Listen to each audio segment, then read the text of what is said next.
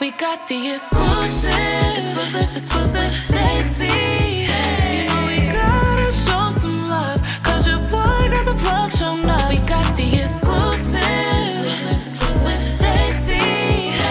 We the people, we won't settle. Can't nobody do this better. We got the exclusive with Stacy Roberson tonight. I know that's right. Hello, everyone.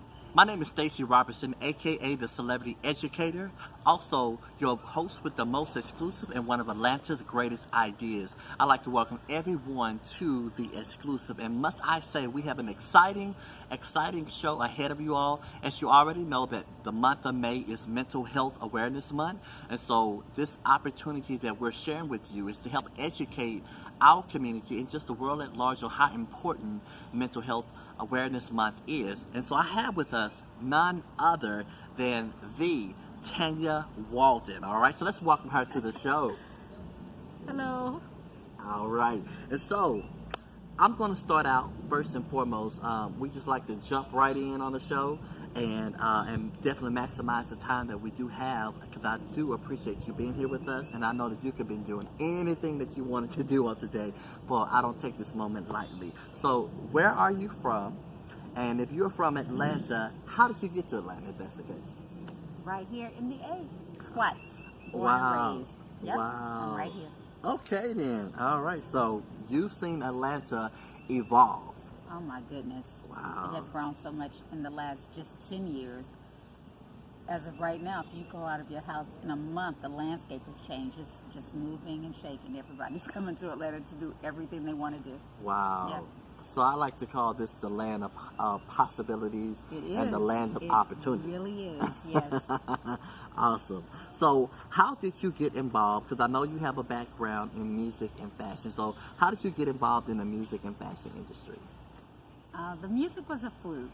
The fashion was intentional. Mm-hmm. I graduated from high school here in Atlanta, and I started at Barter Fashion College. Mm-hmm. I attended there for 2 years. But while I was doing that, I was keeping a kid that turned into a young man. Mm-hmm. During that time, who knew that it would come out to be what it is? He would always say, hey, you know anybody where I can get my music played on the radio? But I wasn't thinking anything of it. So the environment that we were around, my house was kind of a musical family. My brother played, my cousins played instruments, and my sister, she dated a drummer. Mm-hmm. And the liaison just kind of happened. And this kid turned out to be Dallas Austin. Oh, wow. And the long short of that conversation is I didn't get to continue my education. I planned to go to FIT in New York. I was an intern at the time at Gucci. I had other plans. I had it all mapped out. I went to bartending school, and I said, well, I finished my associates. I'm going to go here and do my thing with FIT and work in the fashion industry. Not happened. I ended up working with Dallas for a very long time, many years. He's a cool cat, still in the industry, recognized today as super producer. Yes, he is. And he's also my son's godfather, so we're family. Okay. So I'm going to pause real quick, because I want everyone to know who I'm really talking to, okay?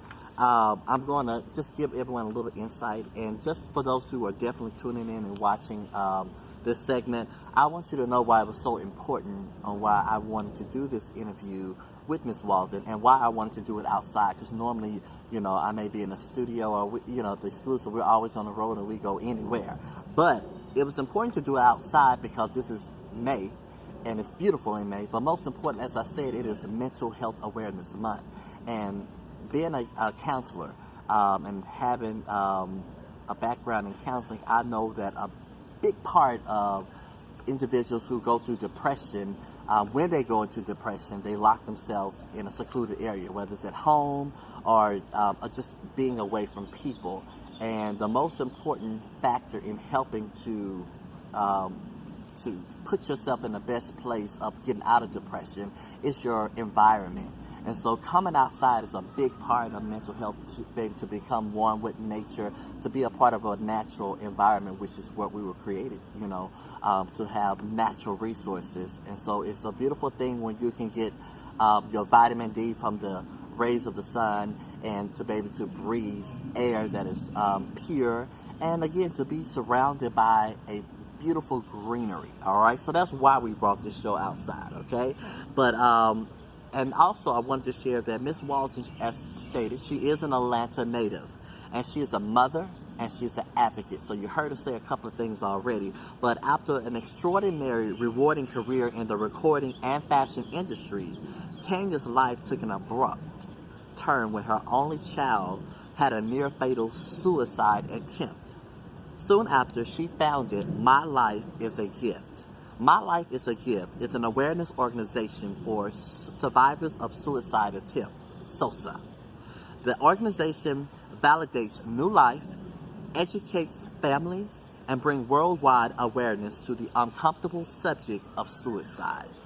Tanya's diligence is making a difference, including certificates in QPR, CPSP, AFSP, Safe Talk, and Mamie's Family to Family.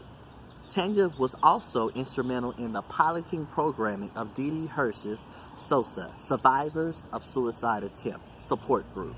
Tanya also plays an integral role in the activation of the Silence the Shame movement and is currently a committee member. So I had to pause for the cause because I felt that was very important going forward, so it would make sense as I am continuing to speak with you and for you to be able to definitely share your story. So now I'm going to go into that you are a mother and you have a son named Devin, and Devin is the son of, he is the godson to Dallas Austin.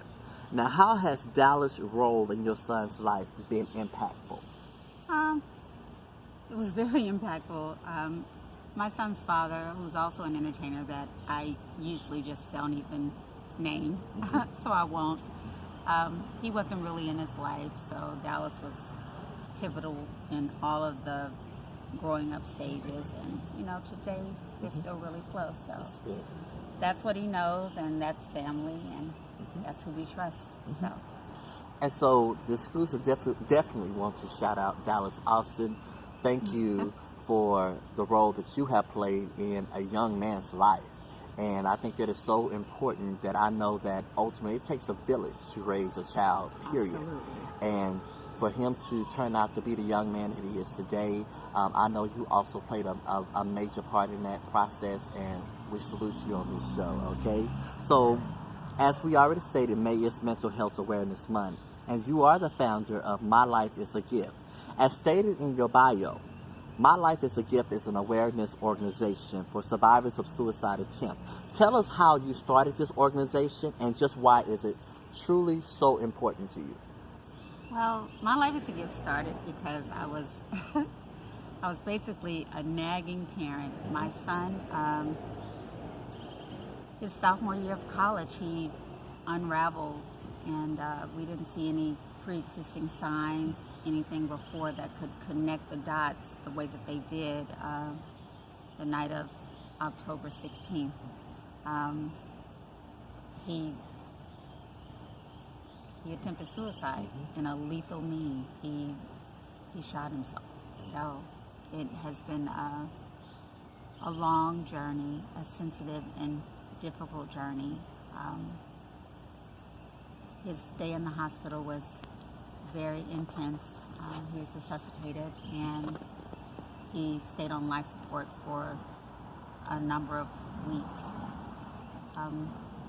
During that time, though, it's as if the policy in the hospital was so jaded for me. We lost our insurance while he was on life support. Also, during that time, it was as if, as kind as they had been to us, they had forgotten why we were there. So he had had a mental health assessment. And finally, when they did that, I said, well, what do I do with him now? And there weren't any resources here in Atlanta specifically for survivors of suicide attempts. So I said, so he woke up alive, now what do I do with him? And no one could really offer me any assistance. I started writing to legislators. I went to all the hospitals that I could find. I started calling out of state, out of the country even, to find out, well, where do they have this? You know, they would have things like Suicide Anonymous, and they had all these support groups for everything, down to Gamblers Anonymous, just about everything, but nothing specifically for someone who wakes up alive from a suicide attempt, and nothing for their families. I would go to groups and it would be for survivors, but when I would show up, they would say, oh no, this is not the group for you, this is for someone who has lost someone to suicide. So it was complicated to find, but NAMI did try and assist me. That was the first call of someone who said, we'll try to help you. When I couldn't find anything, I just frustrated. I wrote the White House. And in my spiel, I'm sure my frustration was very evident. They gave me a caseworker, and from there, I went to the VA, even though my son is not military. I went to the VA and I explained to them what was going on, and I was able to deal with a caseworker there as well. And they told me, you know, you get something going to let them know. Well, I didn't know that I would get anything going, but I did know that there was nothing in Atlanta and no place else I'd call. They were tired of talking to Tanya Waldon, so I made up a name. I woke up one night and my neighbor, she had been talking to me about some things, and I didn't have the money because I had used all my money to save my son's life. She paid for the web hosting, and I made up a name, My Life is a Gift.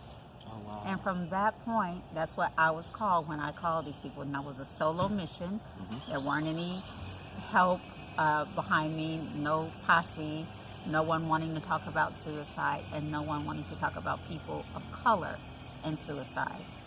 And through all of that, he was in recovery. There were different stages and steps to that. And we were going through a lot of different emotions and a lot of different therapists and a lot of just different moves that we had to make in order to make sure that he stayed safe and that I could try and trust him. So that's kind of how it developed.